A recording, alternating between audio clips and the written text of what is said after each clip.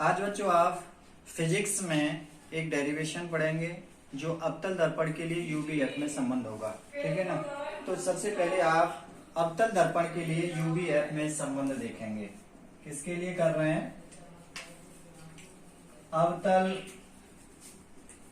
दर्पण के लिए यूवीएफ में संबंध। ठीक है।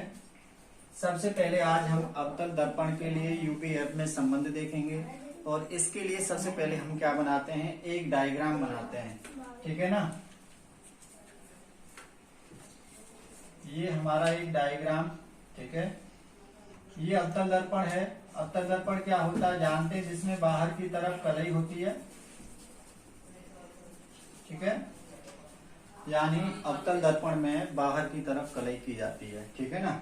तो देखें यहाँ पर ये दर्पण का ध्रुव हो गया और यहाँ पर एक वस्तु है ए बी, इसका हम नाम दे देते हैं। और ये एक किरण है जो सीधी टकराती है दर्पण से और इसका नाम दे देते हैं हम एक बिंदु डी। और वो किरण यहाँ से होती इधर आती है, यानी फोकस एफ से होकर गुजरती है। एक दूसरी किरण और होती है जो दर्पण से टकराती है और फिर इसी माध्यम में आती है। ठीक है ना। इसका नाम डाल देते हैं हम एम डैश। एक दर्पण है। ठीक है। यहाँ एक वस्तु है, इसका उल्टा प्रतिबिंब बनेगा ए डैश बी डैश। ठीक है ना।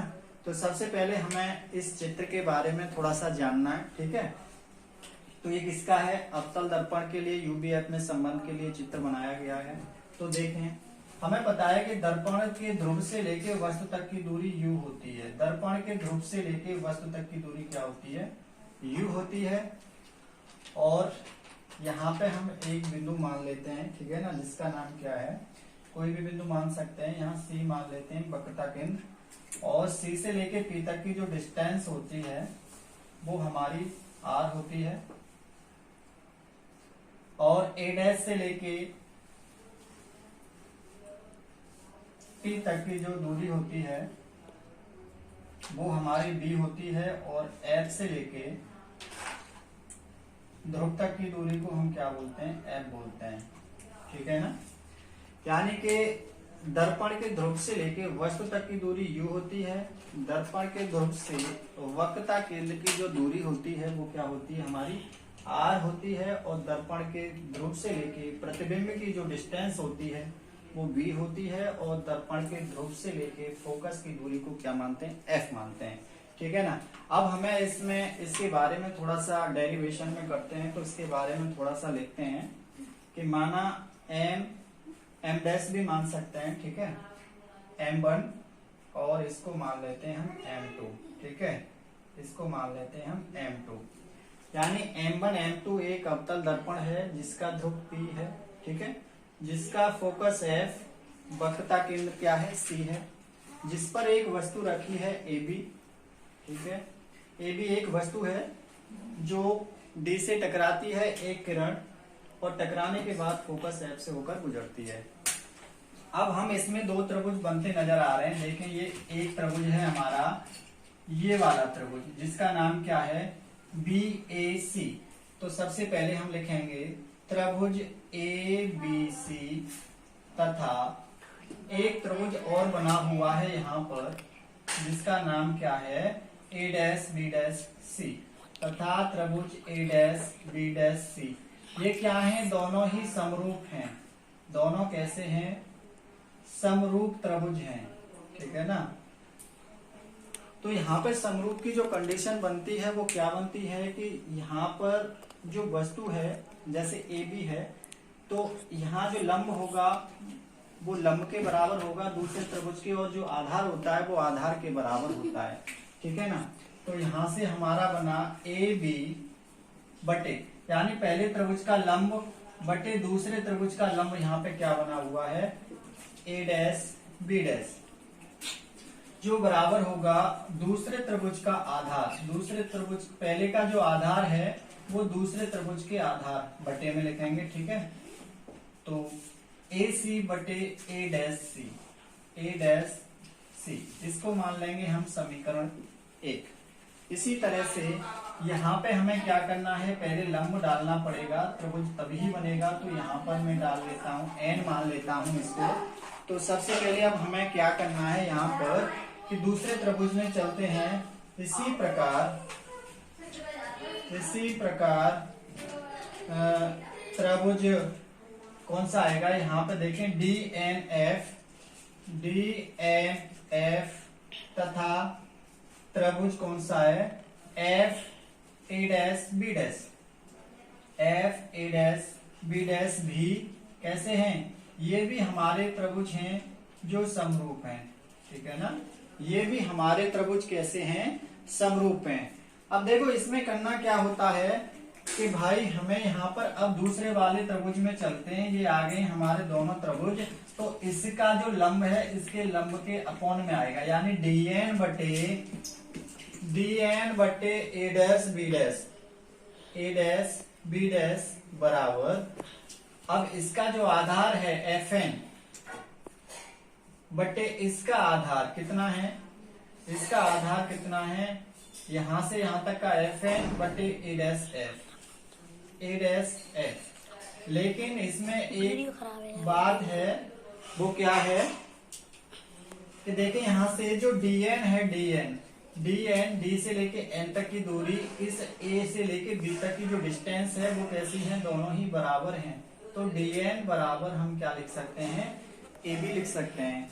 इसी तरह से हम क्या कर सकते हैं, देखें दूसरी चीज, एक चीज और नजर आ रही है हमें,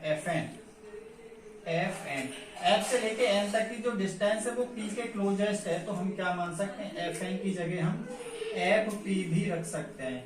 ठीक है ना, तो ये वाली वैल्यू इस इक्वेशन में पुट करेंगे, तो DN की जगह क्या रखेंगे, AB बटे नीचे वाला नंबर है वो सेम रखेंगे, और यहाँ FN की जगह क्या रखेंगे, FP रखेंगे। ठीक है ना, अब हमने ये रख दिया और नीचे वाला सेम रहेगा A', ये मानेंगे हम समीकरण 2।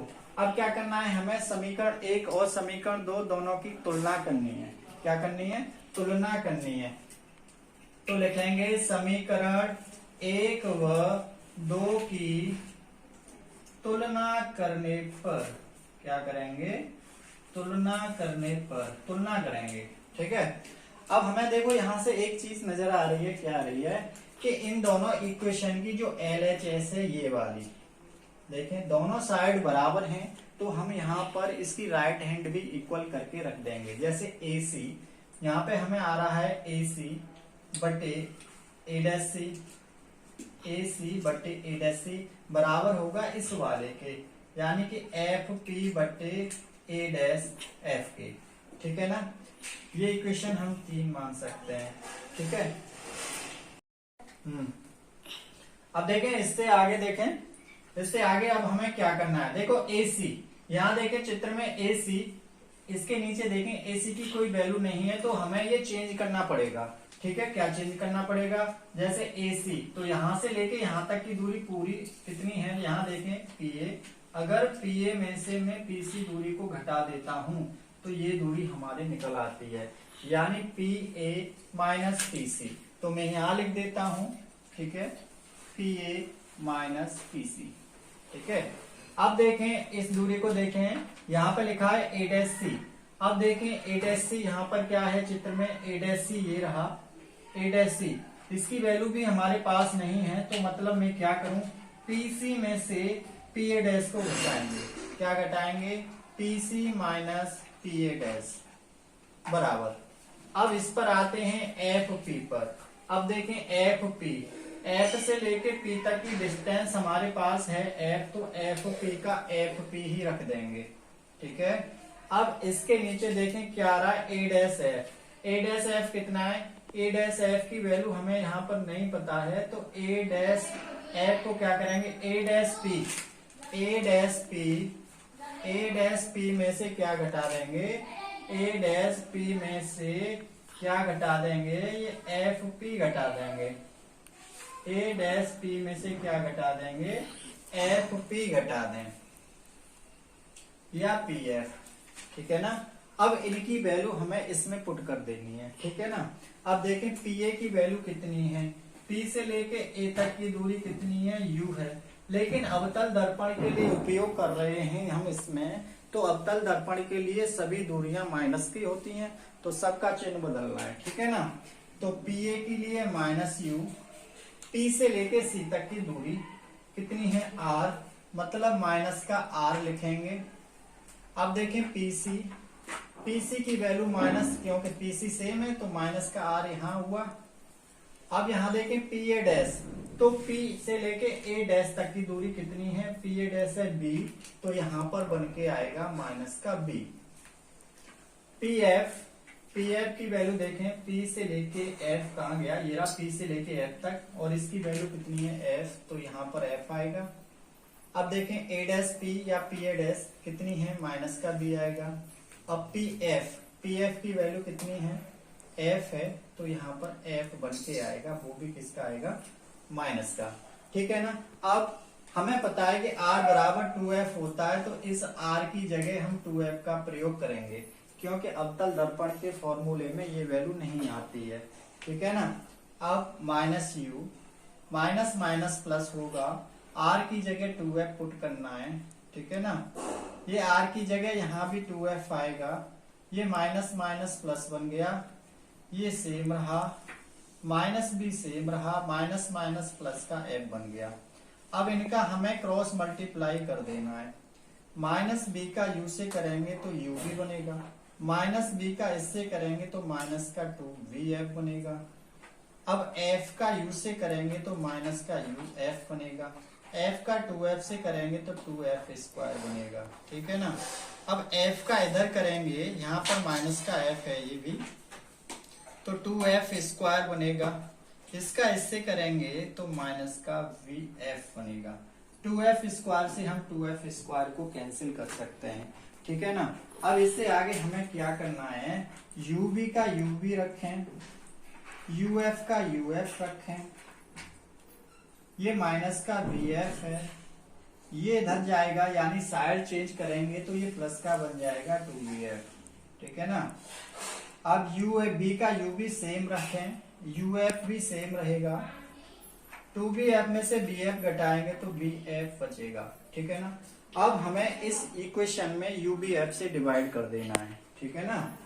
अब लिख दें ubf से दोनों ओर भाग देने पर, दोनों ओर भाग देने पर, दोनों ओर ubf का डिवाइड करेंगे तो ub बटे ubf, uf बटे ubf, और यहाँ bf बटे ubf, ठीक है ना। अब देखें u से u कट गया, v से v कट गया, क्या बचा, 1 बटे f बचा, u से u कटा, f से f कटा, क्या बचा, 1 बटे v बच गया। यहाँ v से v कटा, f से f कटा, क्या बचा, 1 बटे u बचा।